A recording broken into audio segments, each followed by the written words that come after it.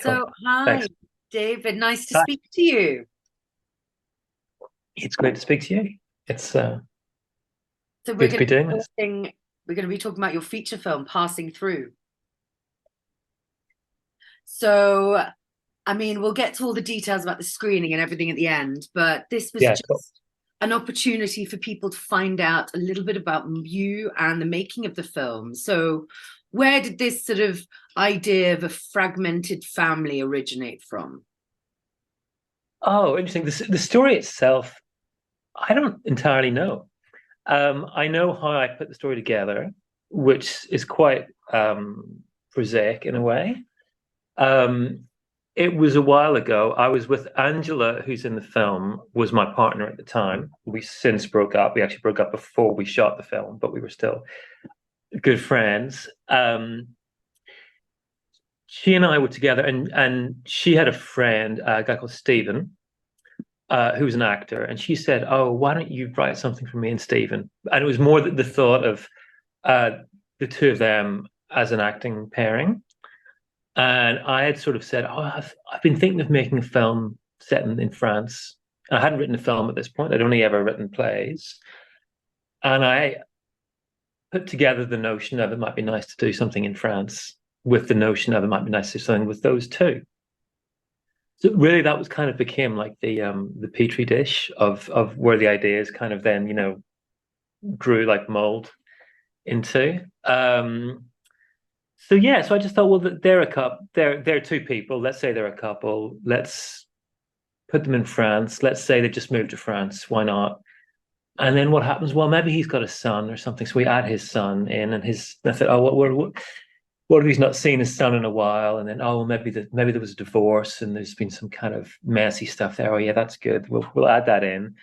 And then, kind of late in the development of it, just of like sort of sketching out story ideas. Then with those people in mind, I then added in fourth character, which is Adele, which is the son's girlfriend. Hmm. And initially, I think I wrote at some point, I'd sort of sketched it out. And if you've seen the film, so you'll see that this will seem odd. I wrote, Adele's quite boring. There's not really anything interesting about her. Um, and that was in an early, not an early draft of the script, but an early draft of the story. I kind of thought, oh yeah, this she doesn't really have anything going on. She's just kind of there at the moment. So let's give her a bit of a backstory. And then that almost took over the film, took over the writing, the story of the film, because Adele became Adele's story, where she was brought up in a cult Hmm. and didn't ran away and didn't have a very happy upbringing, which we discover throughout the film. That became kind of almost the one of the main threads of the film. But then I think the other thing I wanted to do with it is have not one main story or one main character, but actually to have these four characters now and have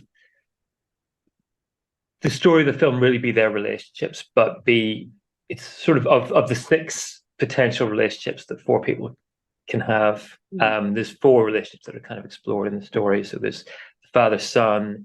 There's the couple who've just the older couple who've just met and they've gone off to move to France. There's the girlfriend of the son, Adele, and Iona, the older woman, who become suddenly very close friends and sort of start divulging all their secrets to each other that they haven't divulged to the men in their lives. And the younger couple as well, and how all those intertwining dynamics kind of affect the other relationships. Yeah, and it was about. I think once it became about the father and the son, I guess that no, I guess all those four stories are kind of. I tried to keep them as equal as possible. Yeah, they do. Um, There's the overarching when it begins, there's that conflict with the father and son. But no, you definitely see sort of, that's why I said, it's fragmented the relationships and mm, all of that in between.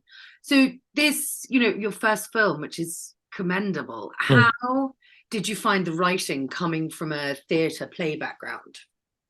Um, I mean, I think I've led in the writing towards.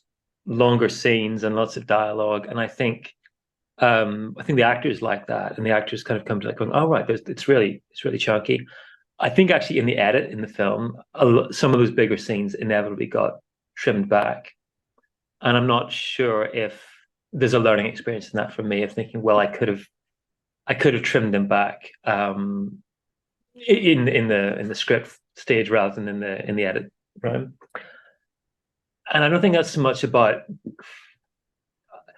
I think audience expectations like are important, and while you can kind of be art house and you can stretch people's expectations of what they think a film should be like, there's certain expectations that kind of you can't get away from. So when we had a 15-minute scene and it became a 10-minute scene, it was still a long dialogue heavy scene, but it wasn't 15 minutes, and it wasn't a play, which can just be 90 minutes of just people talking. Yeah.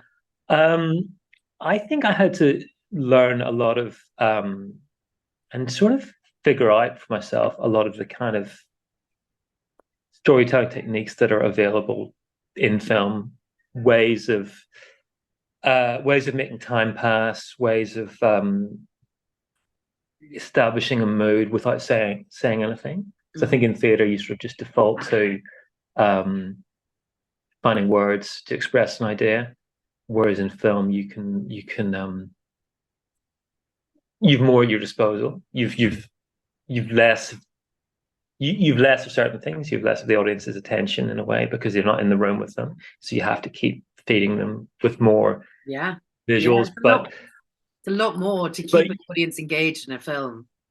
Yeah, but you do have these other ways of establishing mood and getting from A to B, getting from one shot to the next, using montage, using establishing shots, and using more kind of sort of silent film techniques. Just showing a story happening in as simple a way as possible without laboring with words. And I think I did some of that. I think I've learned from the experience of making this film. And also in editing, and I think things that we were able to take out in the edit, and thinking, oh yeah, that didn't need to be there. That was fine without that. So, there's definitely a lot to learn, and it's sort of. But I did also feel like I took it to it quite naturally, and I think I sort of feel now I'm more of a screenwriter and a filmmaker than I am a playwright, although I sort of like to think I'm still both, even though I haven't written a play for a few years now. Be both. I think there's a real way that they weave in together. But as you said, with a film, and these days, especially with people's attention span, it needs to have that interaction. And I mean, that's one of the things I loved about the film. There's a lot of conflict. There's a lot of different things going on which keep you engaged. One of the central themes, and I mean, I'm sure this was on purpose, but there's trauma. Everyone's suffering from trauma. And you weave all those different stories in together really well. Why was that something you wanted to focus on? Oh gosh, I don't know. You have to ask my therapist. Why? I think I think there's a central theme of running away. There's also this idea of people having second chances, like the father and the son having been estranged from each other and thinking like that relationship was dead. But it's not. There's a second chance for it, and the older couple being having sort of in their 50s fallen in love and moved to a new country, and it's that idea of them having a second chance. So I think from going back from that, it's what are they running from, and they're all running from something, and I think they've all landed where they are, whether it's the actual place that the film's set or just where they are in their relationship. They've all run away from something. I guess that thing in all their cases is trauma. It's either bereavement or being in a marriage with a narcissist, or being in growing up in a cult, or just being in a family with a mother who's a narcissist. They've all had that in the past, and I guess the interest in the story then is the fact that they're all running from that thing to this exotic place. I guess people who haven't had trauma in their lives maybe have happier but less interesting lives from a storytelling perspective. So while there is a lot of value in exploring trauma, in terms of just the value for people who've been through all kinds of minor or major trauma, and the value that there is in telling those stories.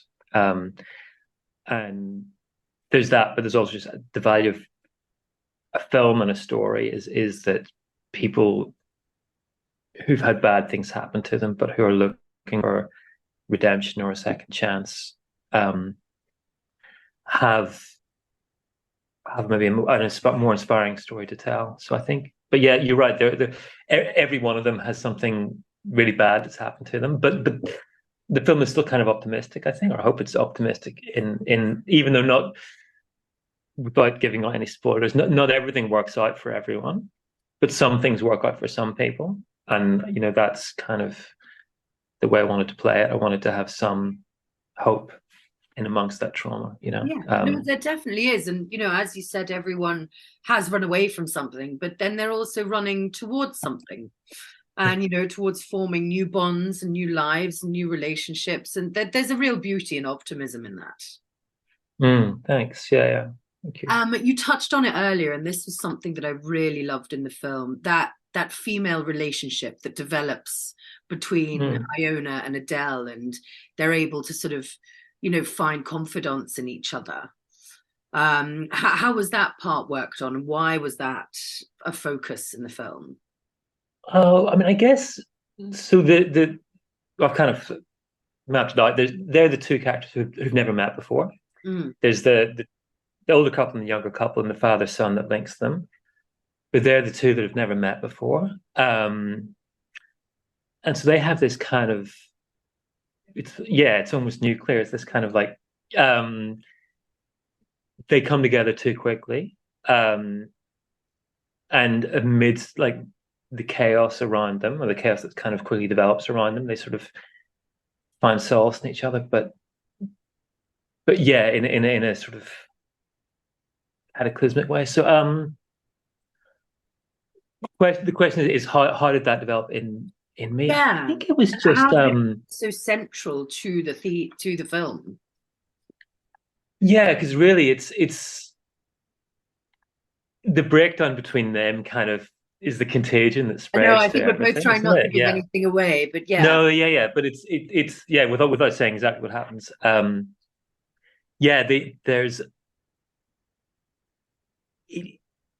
guess that in some ways they're the most broken, or they're the most secretive. The two actually are both keeping the big secrets of their lives, of their trauma from their respective partners. I guess it sort of does make sense. Like, there are couples who share everything except for something crucial, or people find it hard to be open and honest with their partner, or ultimately find it hard to be open and honest with anyone, because in this case they do share with each other, or Iona certainly does. Yeah. And it goes badly. I guess I feel that's a real thing that does happen, and I think that relationship is definitely. It's something that I more unusual, and maybe it's from a female point of view as well, but I latched onto their friendship and their bonding, quite instantly in the film. And I thought that was beautiful. And then obviously the denouement of their relationship, and then sort of what happens in the end. So no, I thought it was a really beautiful part of it, bringing those two together. Thanks. Yeah. I've I don't know. People have said to me in the past that I'm male, obviously, and that I have written female characters well. I did a play probably 10 years ago it was just about two female friends who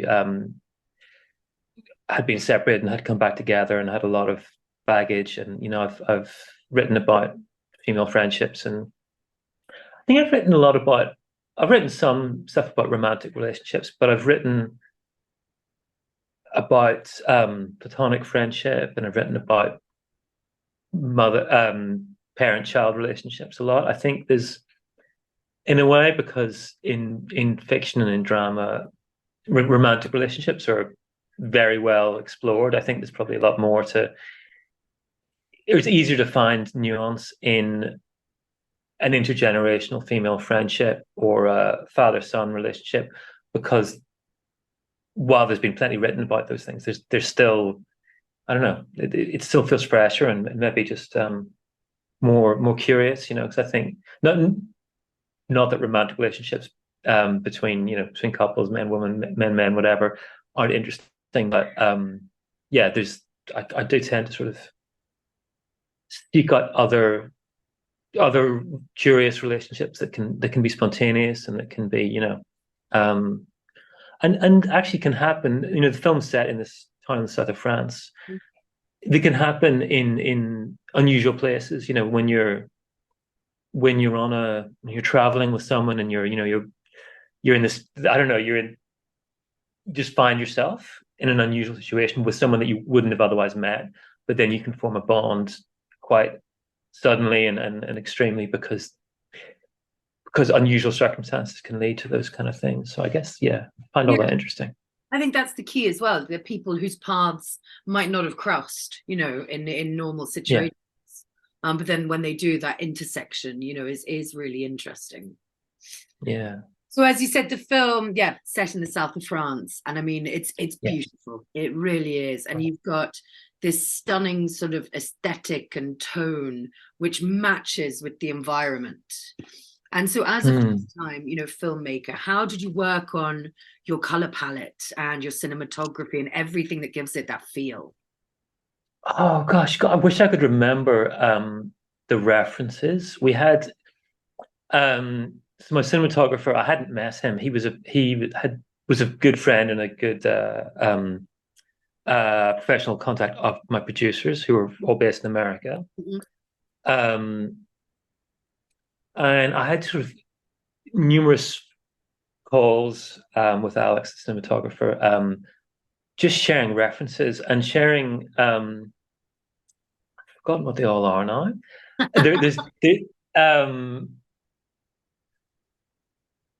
Was it films? Were you looking at photography, or what were mostly films and things like and things set in the Mediterranean area. So Betty Blue is one, and Betty Blue is probably quite a similar film. That happens to be one of my favorite films in the entire world. Right.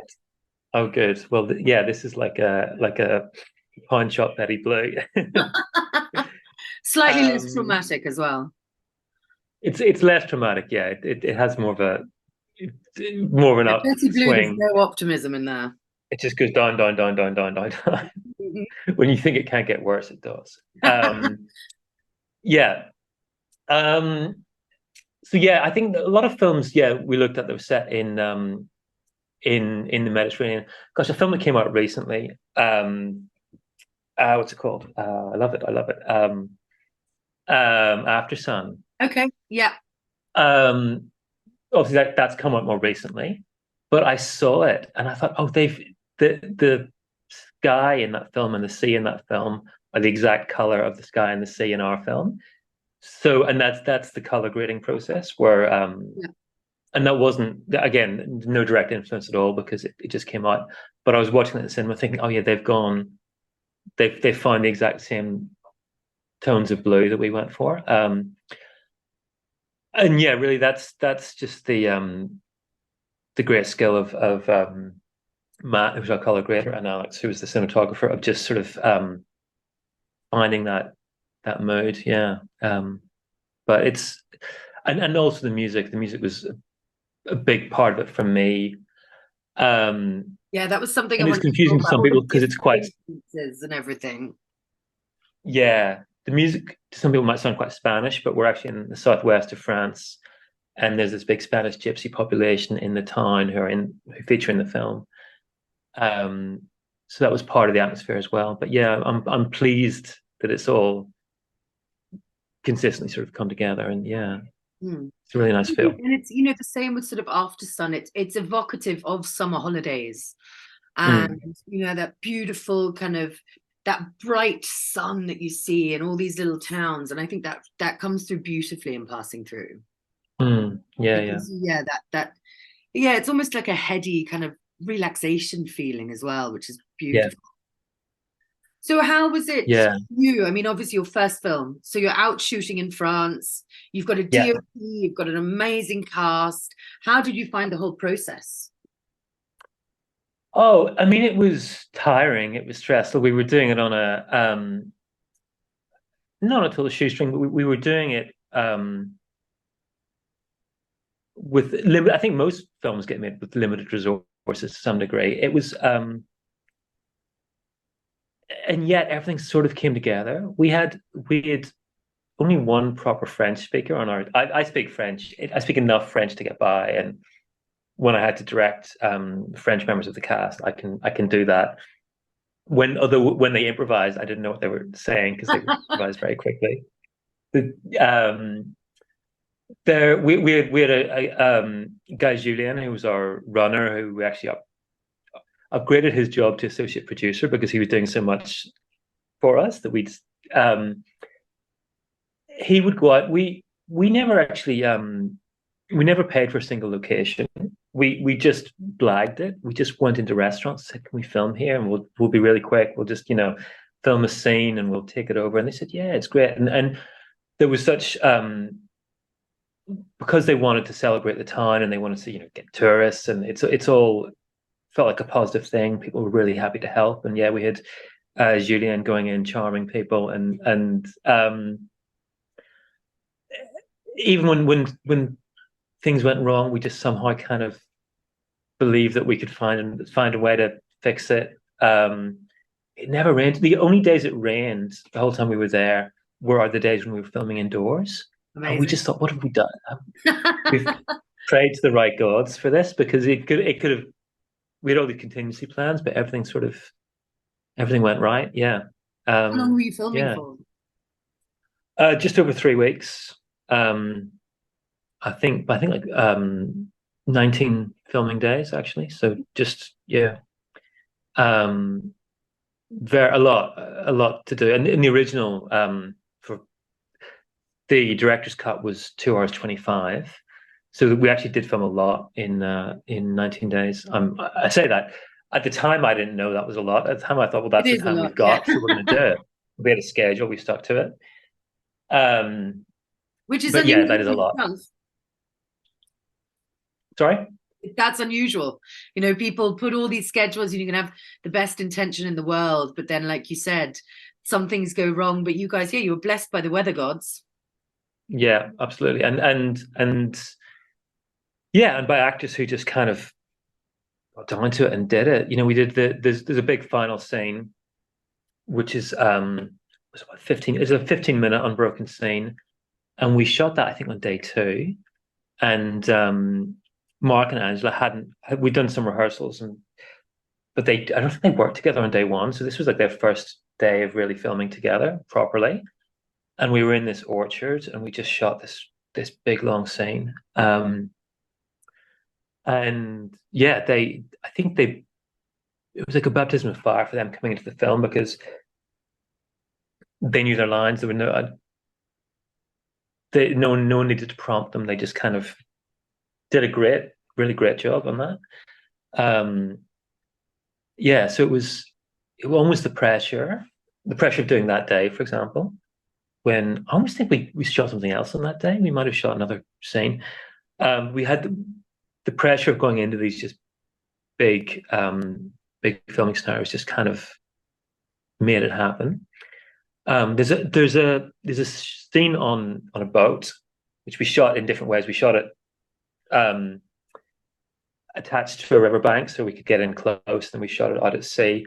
When it was out at sea, what you don't see in the film is I'm in the water because I had to be out there with them, and we didn't have a second boat. So I went out in this boat, and then when we went to shoot, I went overboard into the water, but then the boat started turning, and I had to start swim in the opposite direction and pull the boat round. It's a little motorboat. And obviously you don't see any of that, but that was me doing that. And I remember just thinking, well, we've got to get the shot, you know? We can't have the boat pointing in the wrong direction. It's got to be in the right direction so that we can get the wide shot of it.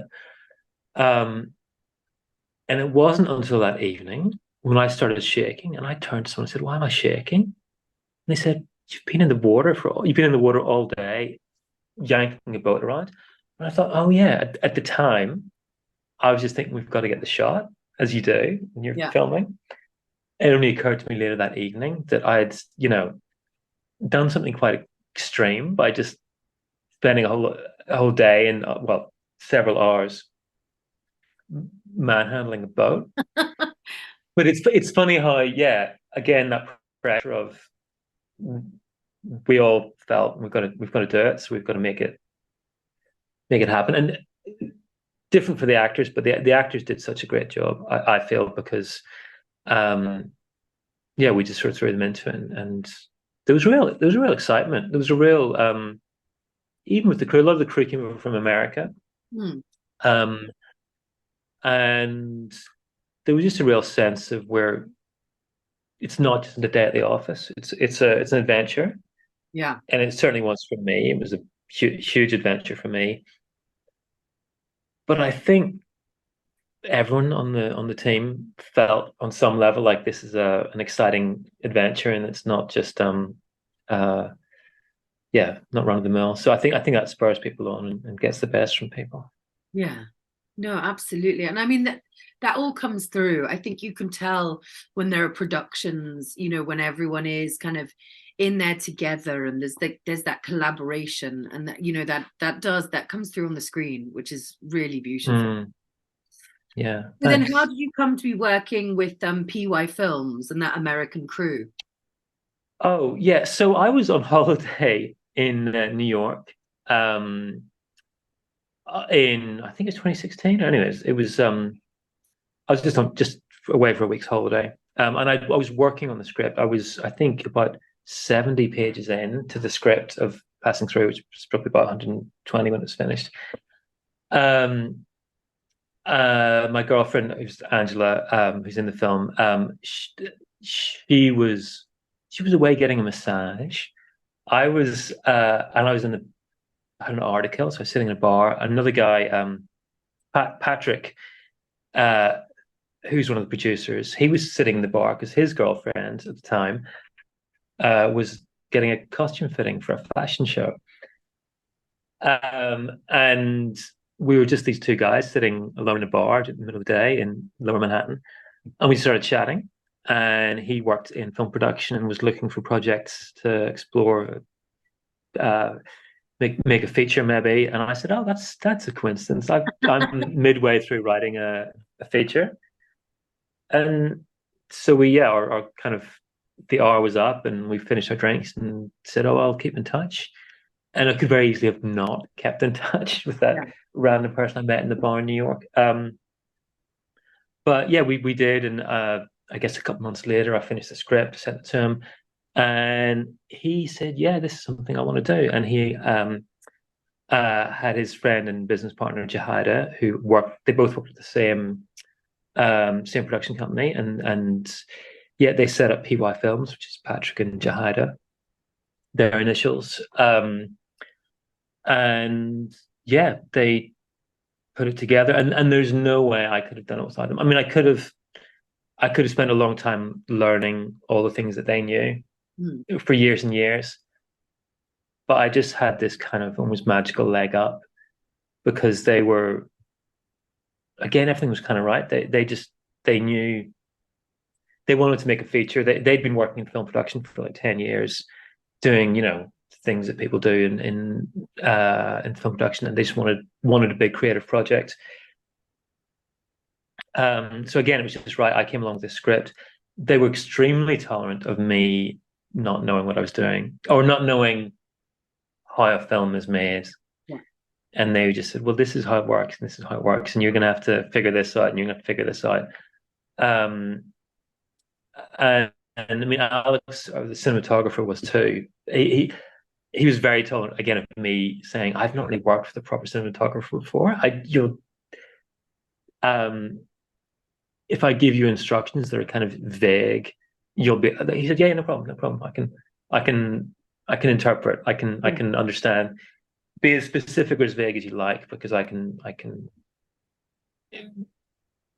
You can translate take those ideas and turn them into something. Yeah, translate.